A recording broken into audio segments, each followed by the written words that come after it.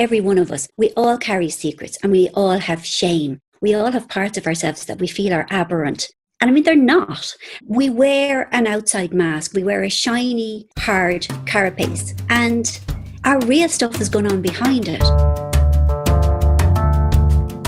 I'm Michael Tamblyn, CEO of Rakuten Kobo. We sell ebooks and audiobooks. We make e-readers and apps, and we build technology and experiences that help people spend more time reading. One of the best parts of the work we do is that we get to talk to authors about their books as well as the books that shaped them as writers and as readers. Welcome to Kobo in Conversation. My guest today is Marian Keyes. She's the author of over a dozen novels and several works of nonfiction, including journalism and a cookbook. She won the Irish Book Award for Popular Fiction in 2009 for her novel The Charming Man, and in 2016 she won the Irish Book Award for Popular Nonfiction for her collection Making It Up As I Go Along. Her writing is funny, humane, and deeply interested in the relationships that bind families together and pick at their seams. Her latest book is the novel Grown Ups. It's a story of a blended family with three brothers, Ed Casey, Liam Casey, and Johnny Casey at the center. We get to know them, their wives, their exes, their children through a series of worryingly expensive family gatherings. As we learn about this cast of characters and their relationships to one another, we learn about their own private relationships to money, career, parents, and parenting, and everything we think about when we consider ourselves as grown-ups. Marian Keyes, welcome to Kobo. Thank you so much for having me, Michael. I'm delighted. First, tell me how your time of COVID-induced isolation has been going. It's been fine, really. I'm very much an introvert at the best of times. And I think writers are used to solitary existences. And the beginning was kind of weird, but now I'm at the stage where I feel almost institutionalized. I'm quite happy to stay here. And actually, things are sort of getting back to normal here in Ireland. And I'm a little bit anxious about having to leave the house. It's been pretty much okay. I've been a lot luckier than a lot of people. And this seems to be a theme that I'm hearing a lot from the authors that we've been interviewing of, finally the rest of the world gets to know what my world is like. I'm at home, that's where all of the work happens. That's where everything takes place. Yeah. And I could go like 2 or 3 days without seeing anyone other than my husband in the normal times. So it hasn't been that different, really. I miss my family. I'm very close to my family and several of them live very near me. And I really miss, hugging my mother and my nieces. But, really, I have to say, if I was a party animal, this would have been awful. But luckily I'm not. So it's been fine. And I think it's especially hard for the tactile people. It's not just, if you're a conversationalist, if you're sort of someone who likes getting on the phone and chatting with people, then it's fine. But if you are if you're the hugging type, it's been hard. Yeah. It's been cruel, like it really has. Yeah, and I have a niece who's almost 3, and she's just the most squishy little ball of yum. And, I itch, even as I'm talking to you, my hands are sort of forming themselves into claws just from the need to squeeze her. Like, that's all very difficult. But I suppose in the aim of keeping well, it's been worth doing. But, did we ever really think we would live through something like this? It's been unprecedented, like really like something out of a movie. It is. And I think it's been interesting for people as they look at their work and how they work. It's certainly been interesting for us as booksellers to look at how people read and the way that some people turn hard towards books and reading when things get difficult, and some people turn away from it just as fast. So it's been a bit of a crucible. Yeah, I think a lot of people were unable to concentrate in the beginning. Even I was, and I read a huge amount. And it's simply because we were in a state of fight or flight. And when you're in that state, your imagination sort of gets deactivated. You can't afford an imagination when you're in crisis. And I think the further lockdown went on, the more people's fears eased, and then they were able to read. And books for me have been an absolute godsend through all of this. So how has it been for you as a writer, as you're going through that feeling of fight or flight? Does that make it easier or harder for you to get into your work? It's definitely been harder, Michael. And I've checked in with a lot of other writers, and we all had the same thing of like, just our heads weren't working in the same way. And it was that feeling that like the imagination had just shut up shop. And it was easier to do sort of structural work on the novel that I'm writing, but kind of trying to invent new characters or trying to get to know ones that I had already created was next to impossible. And it's a frightening feeling. The thing that you feel that you can rely upon yourself best to do just doesn't show up.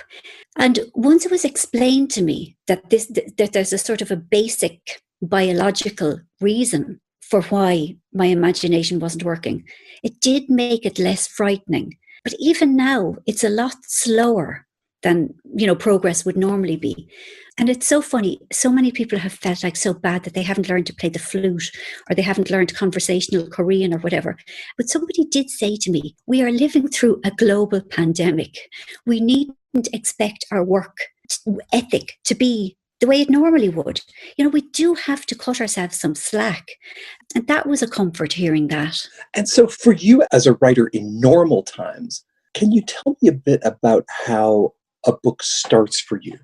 Does it begin with story? Does it begin with character? Character. Yeah, it always starts. I suppose I'm really interested in the complexity of human beings.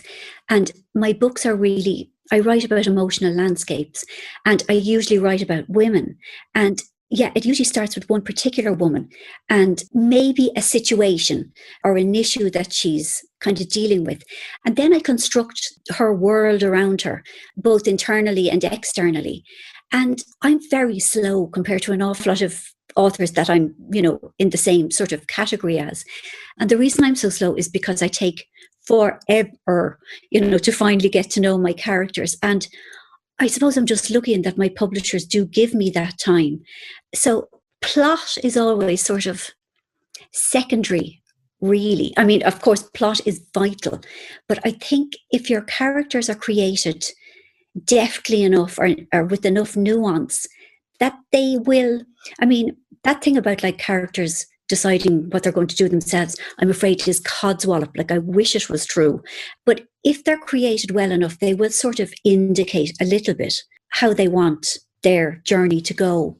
Grown Ups had a mental subtitle for me of Adult Worries I Have Known. Oh, thank you. Thank you so much. Its characters struggle with weight and money and parents, step-parents, children and stepchildren, careers or lack thereof. But it's all barely concealed under this veneer of family togetherness.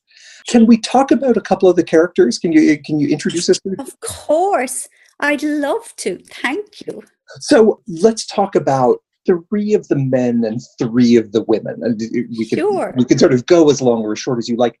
Talk to me about the brothers that kind of set up the nucleus of this family. Okay. Well, Johnny is the oldest of the Casey brothers. And he is, in a way I felt the most sort of compassion for him. He's attractive, he's good looking, he's charming, people like him. And he feels like a fraud. He feels, he never really got his dad's approval. His dad is a solicitor, a lawyer in a small town. And the dad had hoped that Johnny would follow on in his footsteps and be in the family business. And Johnny didn't want to do it. He knew he would when he thought of doing that for the rest of his life, he felt like bricks were being piled on his chest. And he fell in love with Jessie, and his best friend also fell in love with her. And the best friend got her. And eventually Johnny got her. But he has always felt, again, second best for her. And he is stepfather to her 2 oldest children. And the son in that relationship has never really accepted him. So he is full of conflict, really, in that he presents this kind of this shiny, glossy veneer of like Mr. Charming, Mr. Alpha, really.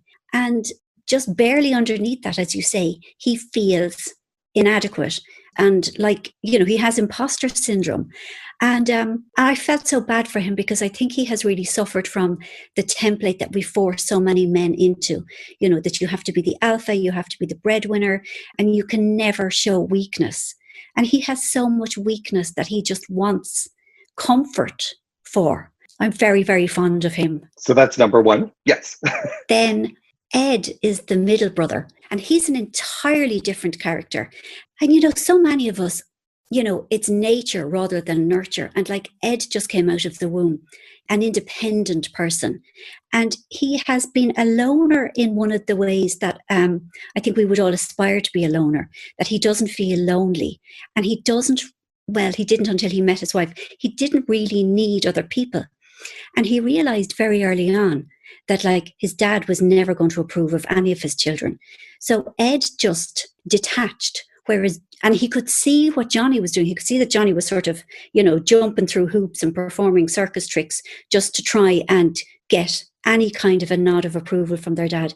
And Ed just thought, I'm doing me, I'll be me. And he is quite mildly eccentric, I suppose. He doesn't care about what you want from him. Like, he's a kind person, but he doesn't spend money on new clothes. He loves his job. He's a botanist. It's never going to make him tons of money. And he absolutely doesn't care. Where I think, especially, in the Western world, people are sort of aghast when a person decides, I love my job and I'm not doing it for the money. They're all a bit kind of, no, but really, is there any way we can monetize this in a better way? How can you opt out? This is what you're supposed to be doing. Yeah.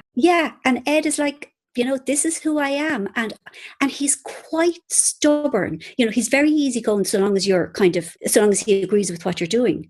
And then you get to a certain point and Ed is just, he will not budge. But again, he's very tender to his wife. When he loves people, he loves them enormously. You see, I love almost everybody that I've written in this book. However, this brings me to the third and youngest brother. Yeah, Liam is a different kind of person. Liam, again, didn't get the approval from his dad, but he had a talent. He was a really gifted athlete. He was a very, very good runner. And his success came to him young, which meant that he never really had to grow up. And around the time that he started, losing matches, somebody else rescued him. A woman came along, had plenty of money. They got married. They're living a different life now. He has 2 children and he keeps waiting to feel secure in his new life. But because he wasn't getting the endorsement that he was used to, because his ego wasn't getting fed the way it did when he was a winner, the marriage didn't last. And at the start of the book, which is when we meet him, he's working in a bicycle shop. He's a cyclist now, as a hobby. And he has met a woman who is a good deal younger than him and a lot more naive. And she thinks he's amazing. And he likes that she thinks he's amazing. And her approval, her admiration for him is keeping him stuck at the age of 17, although he's 40 now. And so to pair with these 3 complicated men sort of stuck in various stages in their lives, let's look at 3 equally complicated partners, Jesse and Nell and Kara. And tell me how they connect with these people and how they stand on their own as individuals. Well, Jessie is a very interesting person because she is the girl who at school kind of didn't really have any friends. She was the person who gave people lifts in her car. She was the one who did all the planning and the taking care of people. And she has always suspected that nobody really likes her. But she's very clever and she's very hardworking, and she has set up a business importing exotic spices, exotic groceries. And she has been very successful. And she has, lots of money by some people's standards, but she spends a huge amount as well. Also, she is an only child and both her parents they were in their 40s when they had her. So she adores Johnny's brothers, their wives, their kids, and she likes to travel mob-handed. And she, as you said in the introduction, spends an awful lot of money kind of taking them away for fancy weekends or like a week in a villa in Italy, or like all going to like an eco festival. And she loves doing it because like she loves having people around her, but she can't shake this feeling that she has to rent her friends. And I suppose Jessie's issue really is loneliness combined with, living beyond her means, but keeping so many like plates in the air spinning that she kind of stays one step ahead of, the bank ringing her. But again, you see, I feel very affectionate towards her because I really relate to the whole thing of family. Like, I don't have kids of my own, but 3 of my siblings do. And I very much like spending time with them. And, I'm not above like luring them over to me with like offers of pizza and Prosecco. So, there are parts of me that really does feel for her. The woman who was married to Ed, who was the independent brother, her name is Cara. And I mean, Cara's identifying feature, I suppose, really, is that she has bulimia.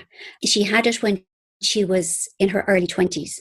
And I suppose it went into abeyance because I suppose, she never did any work on it. And in my experience, addictions don't just disappear.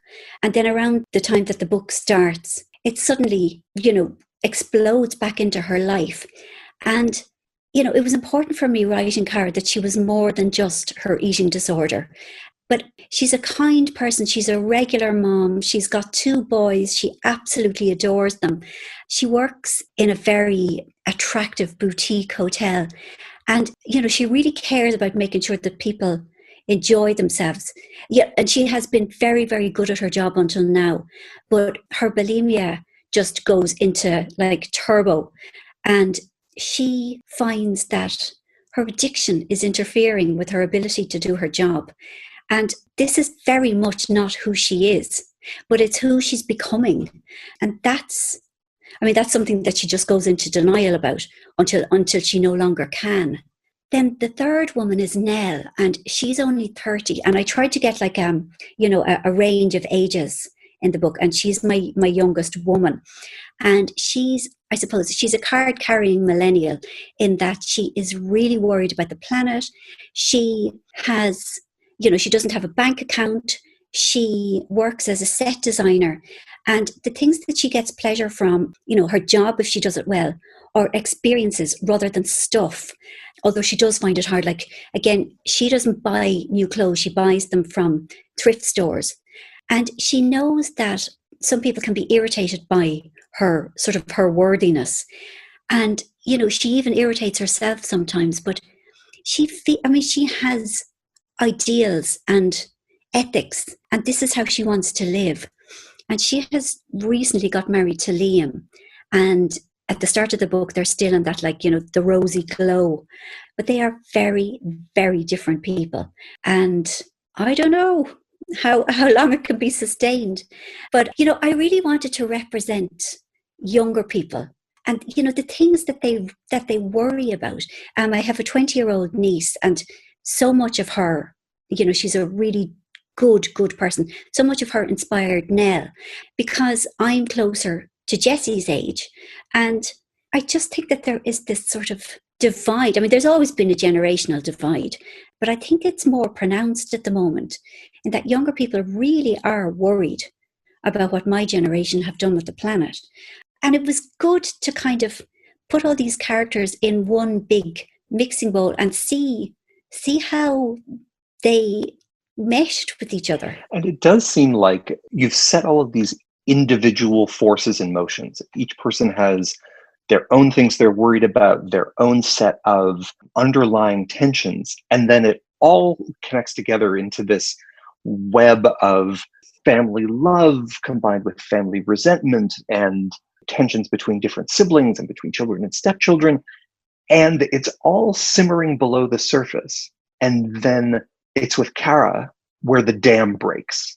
She hits her head, and her filter, the filter that we all use to hold in our inside voice, comes off and becomes her outside voice. And you put it right up front in the first chapter, so we all know it's coming. Yeah. So when she finally does let loose, Tell me a bit about that first event where all of a sudden things come flooding out. Yeah, you see, I mean, I feel with every one of us, we all carry secrets and we all have shame.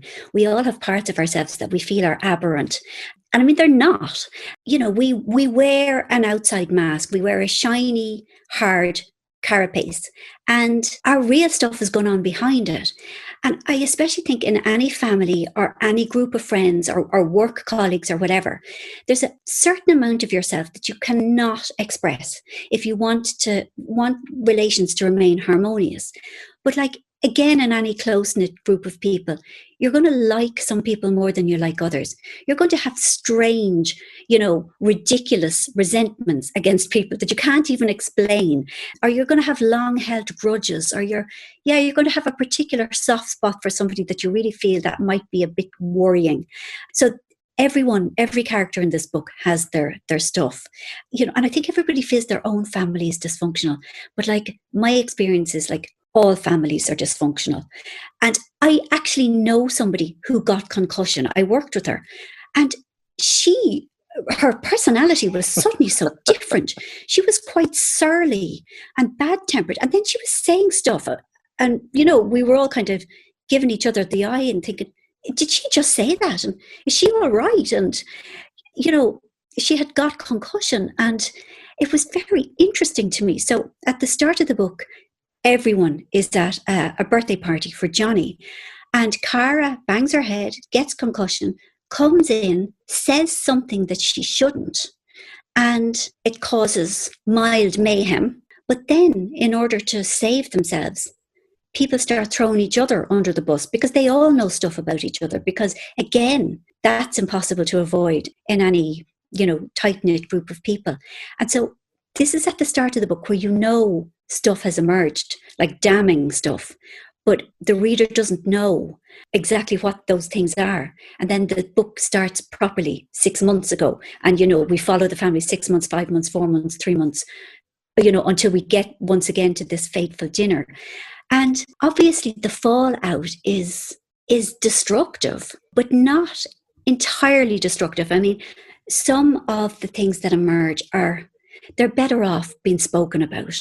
And that was kind of what I was wondering about with this is when she finally does let loose, how does that feel for you? Is it disaster or is it catharsis? Is it blowing up or letting go? It's a mix. I mean, I am really not comfortable with confrontation. I mean, so few of us are. And those who are comfortable with confrontation are a little bit too comfortable, I think. It's really difficult to find that balance where you tell your truth to somebody without hurting them or without insulting them or without soft playing it. I mean, I think secrets are better out than not if something positive can come of it. I mean, if it's going to be something like the way you eat an apple drives me insane and I want to bury an axe in your head every time I hear you doing it. That is really not helpful, because a person should be able to eat the apple whatever way they want. But if it's, you always arrive 15 minutes late and I find that really hurtful because I've cooked the blah-de-blah, stuff like that is okay to say. If something positive can come from it, it is better. But there's no doubt that it's frightening. It's frightening because, I mean, my fear is always that they would be angry with me and that they won't love me anymore. If I say, would you mind not doing X? But like, if the resentment is kind of clouding out every single thing, every good thing in a relationship, it's worth having that talk. In your earlier books, like Rachel's Holiday, you talk about the stresses and forces that pull us around in our 20s.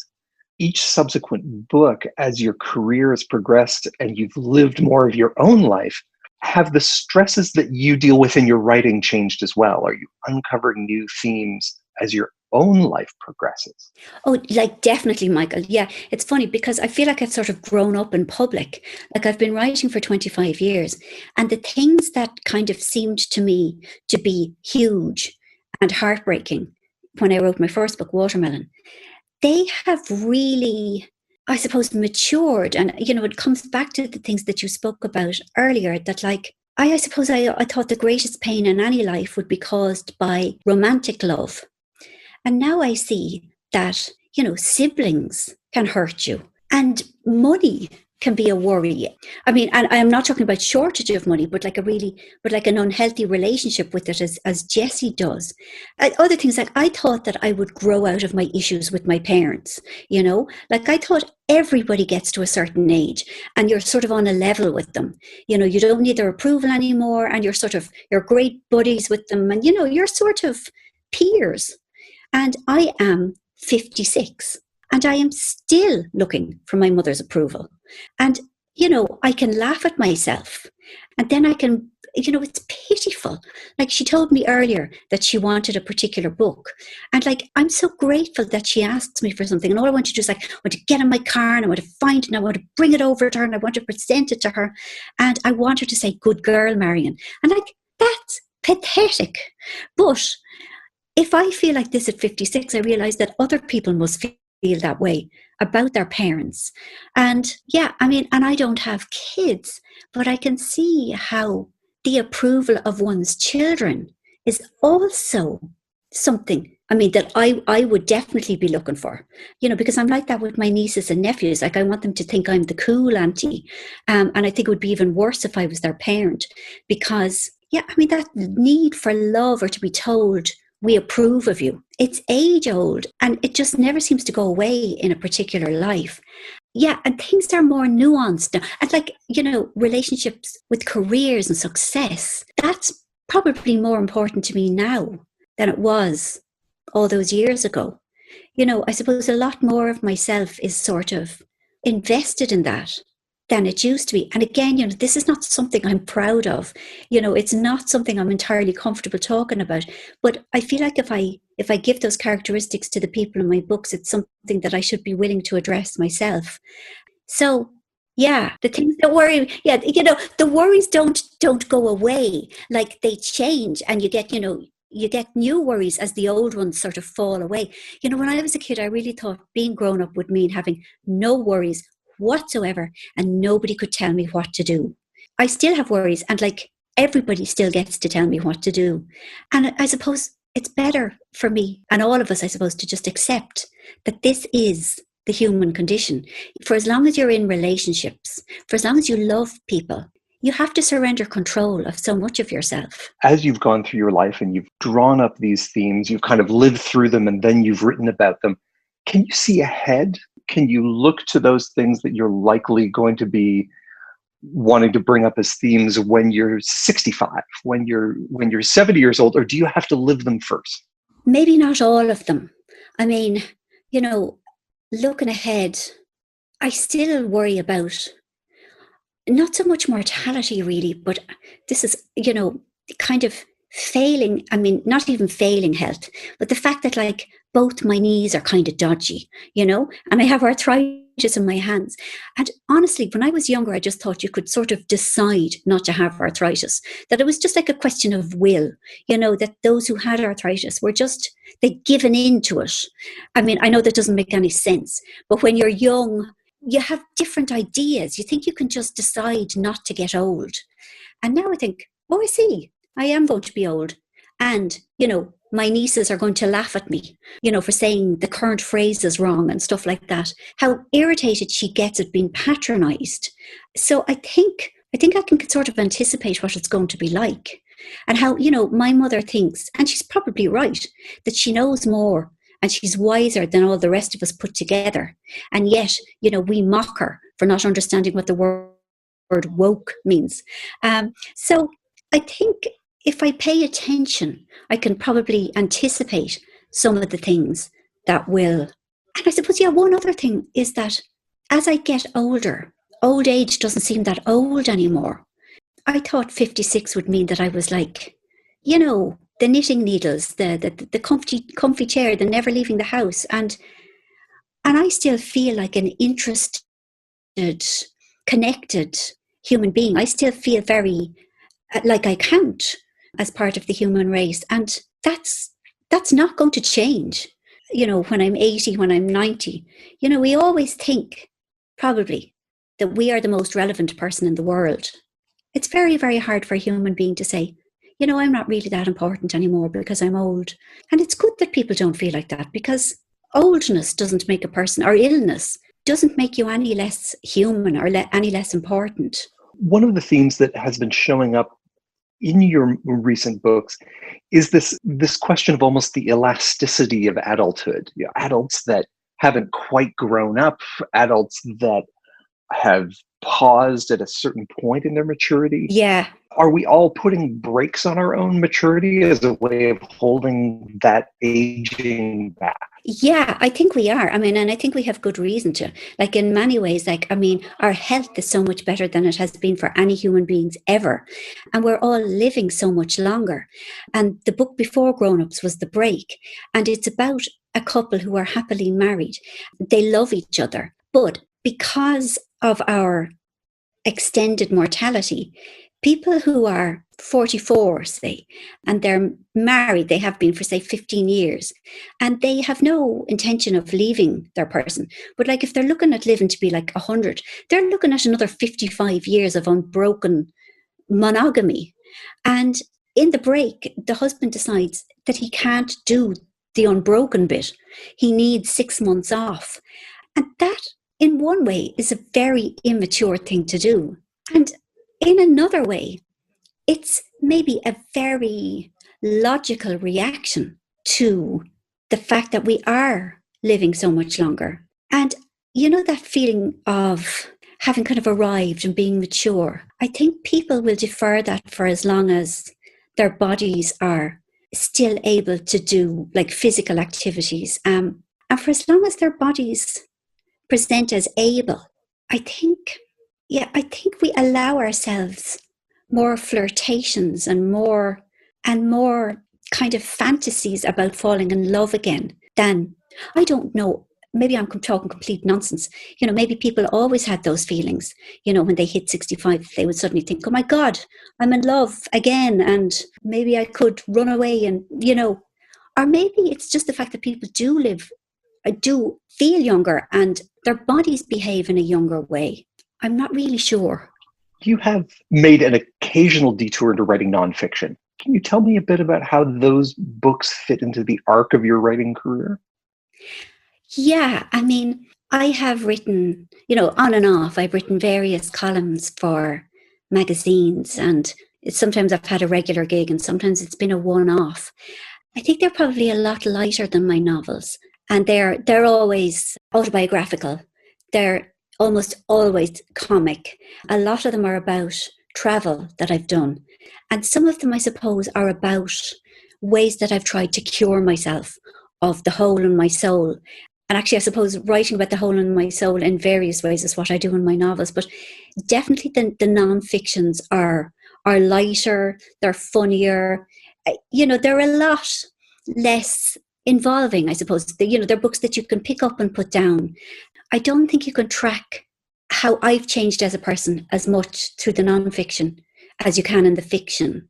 We are all trapped at home. So for some reason, we are all baking. Yes. Can you tell me about Saved by Cake? I can indeed. Now, about 10 years ago, I suddenly arrived into the most horrific bout of appalling mental health. Like, it was described as a major depressive episode, but to me, it just felt like I was having a nervous breakdown. I just felt incredibly anxious and afraid all of the time. And I couldn't do anything. Like, I couldn't write, I couldn't read. And I was really not, had never been a baker. And out of the blue, I started baking cakes. A friend of mine, her birthday was in the February of 2010. And I said, Helen, I'm going to make you a cake. And she was a bit like, are you really now? Because, I was not that person. And I started baking. And and I mean, everybody was kind of, oh God, she really has gone mad, hasn't she? And I started baking, and it was just the most joyous thing, because my head and my heart were racing all the time. To slow down and to do things like to dice butter, or to sieve flour, or to put mix into cupcakes, and then kind of do the whole miracle of, like, you put something into the oven and it looks like this, and then it comes out like all glorious and delicious smelling and edible. And I know this sounds dramatic, but baking saved my life. in that it was the only thing that I could do, and it was the only thing that calmed me. And a lot of time through the following 18 months, I felt, and I'm really sorry if this upsets people, I felt suicidal an awful lot of the time. It really, the thoughts tormented me, but I would make little bargains with myself and I'd say, come on, we're going to make some pastry and we'll see how you feel at the end of the pastry. And always by the end, I would have calmed. The thing about, I don't know if they say it in Canada, but they say it here in Ireland, they make fun of basket weavers, when people have to go to psychiatric hospitals. And I never understood the connection, but it's like, it's small, repetitive work with your hands that calms very distressed people. And that's what the baking did for me. And I mean, I know other people do knitting or crochet or painting or, they're sort of things that kind of cut out the intellectual brain.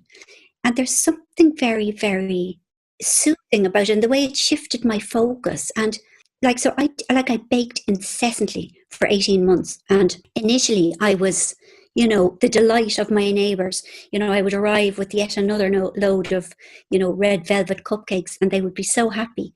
And then after I'd given the entire road type 2 diabetes, they weren't so happy with me anymore.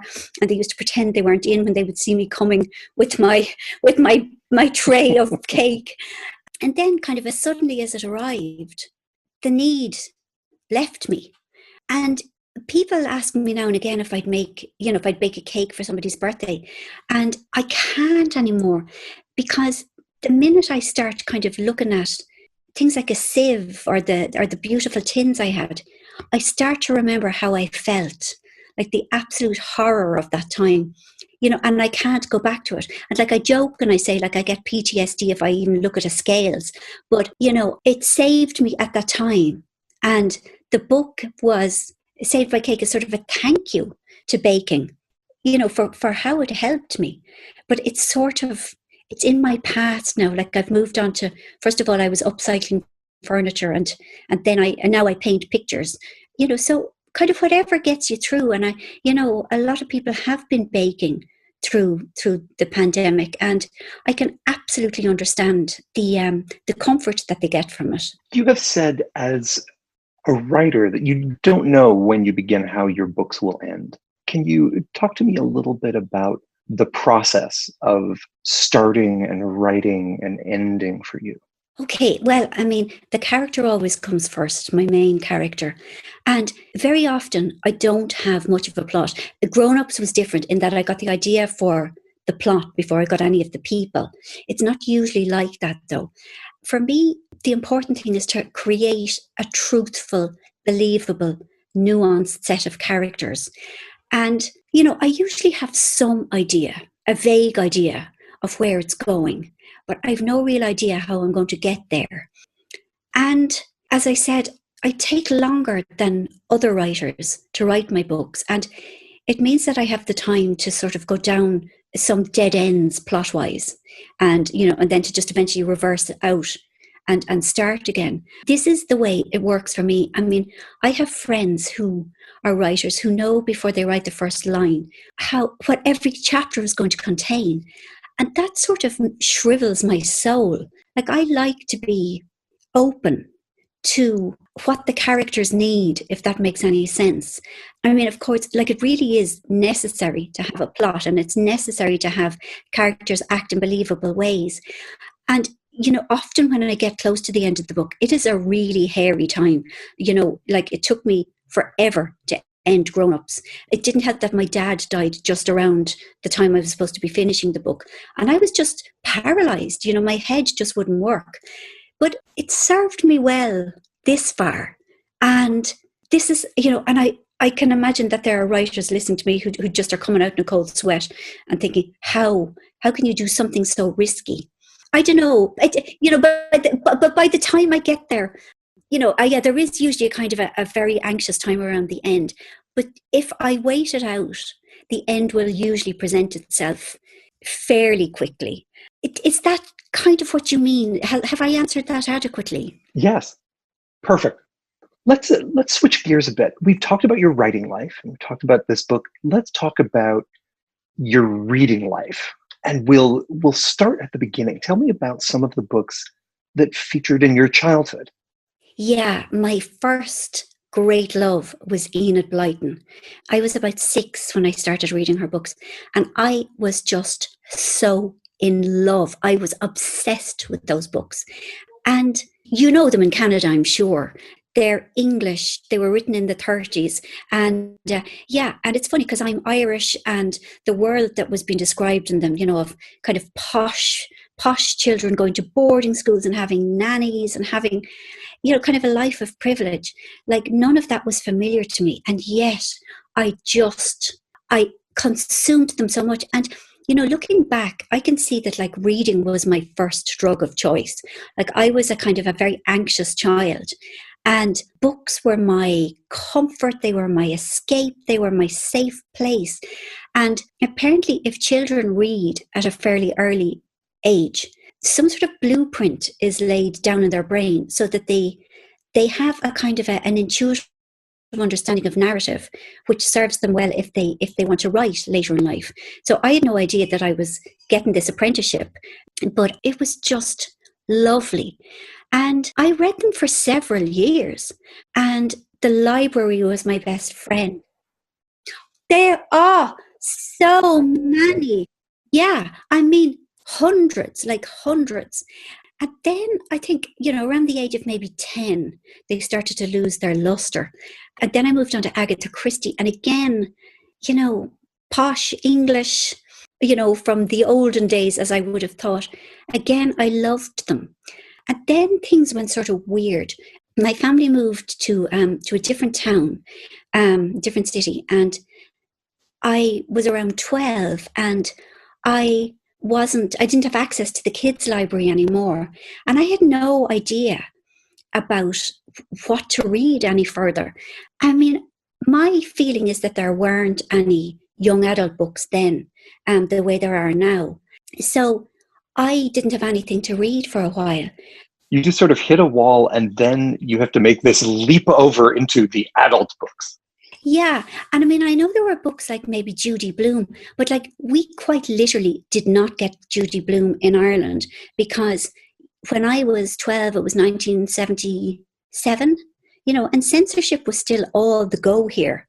Anything that touched on, the sexuality of young women, it'd be like, no way would I get the opportunity to read it. So my dad joined the Reader's Digest, and neither of my parents were really readers, but my dad was very big on sort of education and how would you call it, like bettering yourself. So all these diverse books used to arrive in the house, like In Cold Blood by Truman Capote, and Catch-22 and Gone with the Wind. And I read everything that came because I was so hungry for books. And then I suppose Maeve Binchy was writing novels. And Jilly Cooper, I don't know if you know her, she's an English writer, and she wrote all these gorgeous books. They were, I suppose, sort of like up-to-date Mills and Booms. They were just delicious. I loved them. And so like all through my teens, I would read whatever anyone told me to read, and I had, those earnest 16-year-old boys who carry George Orwell backs in their pockets. Like there were them, and there was James Joyce, and I may have known that person. That yeah, but it was great. Like it was really great to have people say, "Read this, it's great," or "Read this, you might like it," and I did. And so I was one of these very hit and miss readers, in that like I have big gaps in my reading. I didn't have the opportunity that other people have to have a sort of a more formal reading regime drawn up by their teachers or their parents. But the one other thing that I should say is that my mother is an incredible oral storyteller, and always was. And there was an awful lot of storytelling that went on in our house, in our home, in our kitchen, and every lunchtime, I'd come home from school and, this is like when I was like 15, 16, and there would be like a collection of random teenagers in my mother's kitchen, and she would be talking to them and they'd be talking to her. And there was always, how do you call it, a premium put on being a good anecdote teller in my family. And I think that I learned the art of storytelling that way, as well as from books. My mother is still the funniest person I know, and she can make a fascinating story out of the dullest sequence of events. She just has that gift. So I feel in that way, that there was. So as you're making that transition then from reader to writer, were there particular books or stories around you that made you go, that's what I want to do. This is, I'd like to be the one writing them as opposed to the one reading them. Yes. Yeah. I had read Heartburn by Nora Ephron, a few years earlier. And I just loved that. I loved the conversational, chatty way that she spoke directly to her reader. And the fact that it was fairly thinly disguised autobiography. That idea of that, like, you could draw on your own life and that you could draw on your own experiences, no matter how mundane, that gave me a lot of freedom. And then there was another book I'd read called Fabulous Nobodies. She's an Australian writer called Lee Tulloch, and it was out in maybe 1991, one of those sort of years. And it's about a young woman living in New York who is a complete fashionista. And it's a sort of not exactly a satire on what it's like to be young and obsessed with Chanel and living in New York and wanting to get into clubs. But it was comic. Yeah, it was comic like the Nora Ephron book. And it was first person. And it was very chatty. And it took the reader straight into her interiority. And that was exactly what I wanted. And I think what I was also chiming with was my mother's autobiographical storytelling. It's that way of, my mother always starts by saying, "Come here till I tell you." And that's exactly what I wanted my readers to feel. That I was saying, "Come over here, sit down, I've got something to tell you." Gossipy, chatty, confiding, and nothing held back, slangy, conversational, rather than language that put a barrier between the writer and the reader. I mean, it was intimacy. That's what it was. I was looking for intimacy with my reader. You are also a Mills and Boon fan. Yes. Now, I mean, I always feel like I have to apologize for this. You do not have to apologize. I used to read them. Well, thank you. Right. I have a law degree. And when college was tough. And every Saturday afternoon, I used to go to bed and I used to read. My mother used to bring home 3 Mills and Boon's books every week from the library. And I would read maybe all 3 of them. And they were such a relief. It was just so lovely to read something where kind of nothing bad really happens. And that everything is going to be okay in the end. And I hadn't read them for decades until my dad died at the end of 2018. And suddenly I craved them. And, they helped me so much. I read book after book. I mean, the minute I finished reading one, I downloaded another, and then I had several downloaded at once because I felt sort of panicky if I didn't have, lots of them lined up. And they gave me such comfort. And again, after I finished writing Grown Ups, I had some time of just, my head belonged to me and I could just have fun. So, I still have several waiting to be read. And it sort of feels like, those emergency things that are behind glass, fire alarms or whatever. That's how I feel about them. And, I feel they have hugely improved from when I was younger. I mean, some of the writers are incredibly gifted with an elegant sentence. Yeah, there's one in particular, Lynn Graham. And I read her and I study how she constructs her sentences. I think she has a really beautiful way of doing it. Yeah, I suppose snobbishness about books, it makes me sad because books are such a pleasure for me. They're such a comfort. I get so much from them. And it would really sadden me that people think, oh, that wouldn't be for the likes of me because I'm an intellectual, or worse, I wouldn't like to be seen reading this book because people would think less of me. That's absolutely tragic. My last question for you today is if you could recommend a book that you feel is underappreciated to people, a book that you would like to shine a spotlight on, what book would that be? You get to be a bookseller for a moment instead of an author. It's Girl, Woman, Other by Bernardine Evaristo. It won the Booker Prize last year, and she shared it with Margaret Atwood for The Testaments. And it kind of made me sad. I mean, Margaret Atwood is such an icon. It made me sad, though, that, the first Black woman to win the Booker, that she couldn't have the prize to herself. And I think, and I include myself in this, that people are often afraid of Booker winners. They think that they're going to be, impenetrable or over earnest or whatever. Girl, Woman, Other is the most exuberant, fabulous, fascinating, fun, involving, it's a human interest collection of characters that, it's so entertaining, it's moving, it's insightful, it's eye-opening. I cannot tell you how much I loved it. And because we are going through this profound shift societally, it's finally got to number 1 in the London Sunday Times paperback list last Sunday. I mean, it has already been out for 3 months in paperback. And she's the first Black woman and woman of colour to have topped that list. And it is so well deserved. I just feel so excited for everybody who's going to read this book now, because the reading pleasure they get would be just off the scale. I really feel people are just going to be swallowed up with delight, the world that she takes us into. So that is the book that I would absolutely urge people to go out and buy and read. I cannot wait. Marian Keyes, thank you so much for joining us today. This has been a delight.